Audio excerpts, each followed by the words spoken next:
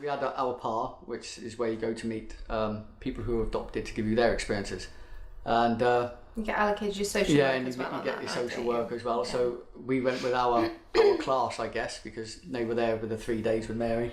Yeah, you sort of move through the process with them, which is quite nice. We were listening to these people who, we've got our children, and there was a guy there who had already adopted, and he found out that night that he'd been approved to adopt again. So that was the real buzz. That gives me goosebumps just to think about it. His reaction. Yeah. So he was really excited, and I thought, I want some of that. After the PAR evening, the assessment proper started.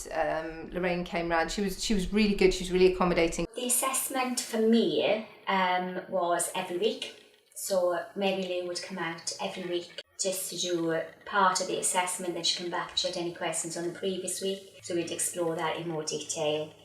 And then it just lasted in total about 4 months. It's a strange process, I guess, is what I'd say. It's a difficult one to know what to expect of. The social worker, I guess, is there to kind of tease out of you, the reality of your situation in the interest of the well-being of whatever child eventually sort of ends up living with you. So it kind of became an odd sort of series of conversations that at first felt I suppose filled with expectation on our part, but very, very quickly became very relaxed and free-flowing, I suppose. And it was more of an opportunity to spend some time talking about our experiences and why we were doing what we were doing. Claire was very good in the way that she managed to have a normal, just a discussion, just sitting around having a cup of coffee, and the discussion, at the end of it, she would summarise, and you'd be quite surprised sometimes about how much she actually took from a basic conversation that you would think nothing of. Everything is covered,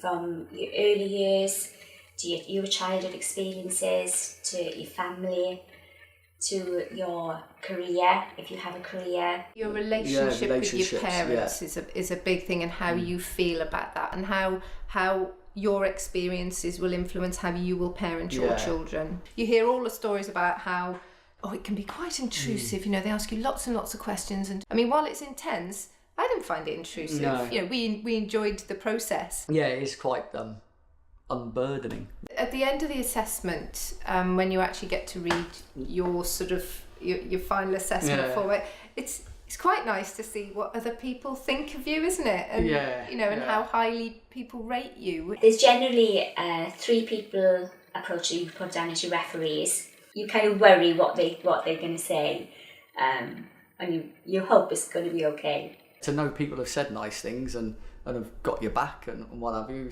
it was nice, wasn't it? Yeah, and are really supportive of our decision. That was really good to hear. Just how excited the rest of our family and friends were about the journey that we were on. When we first read the part, I think it made us feel quite proud. It's such a serious and weighty process, and such a serious issue, that to have somebody come in from the outside and spend some time with you and go, actually, do you know what, I wouldn't hesitate to put children in your care, is a nice thing.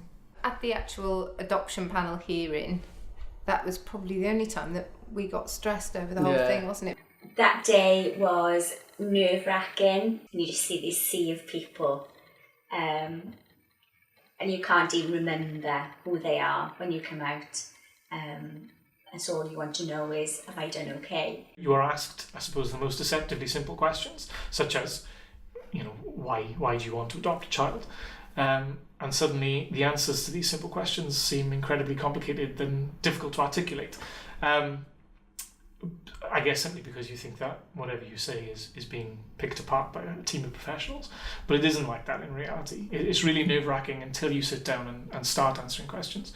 And then you find that actually everybody there is I guess there with the best intentions. Everyone was lovely. We got in there and they all introduced themselves, and everyone was really smiley and they were really encouraging. I don't know why we expected any different, because it hadn't, it had been great and everyone had been, really inclusive up to that point, hadn't they? I think it's just because you really want that yes and the stamp.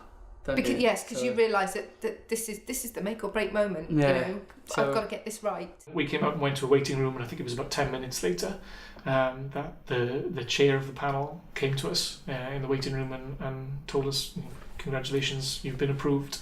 And then it's like a 2-week wait for that sort of process to be rubber stamped, if you like, and to have that confirmed in writing. We sort of sat down afterwards, and then we saw the chair came walking over, didn't he? He came over, he was a nice and then guy. the first words that came out of the mouth was, "We think you're mad, but it's a yes. We're going to approve you as adopted." We were just like, "Oh, that was amazing." It was a really good feeling. I was like, "Oh, I'm going to be the best dad ever." And he said, "Don't worry about being the best dad, just be a dad." And that was it. And we thought, okay, then he said that'll be good enough, wasn't it? Yeah. It's really odd because you wanted them to say yes and you wanted it to be good news, but you kind of are in kind of as if you're on cloud nine and you don't kind of get that actually what they've said.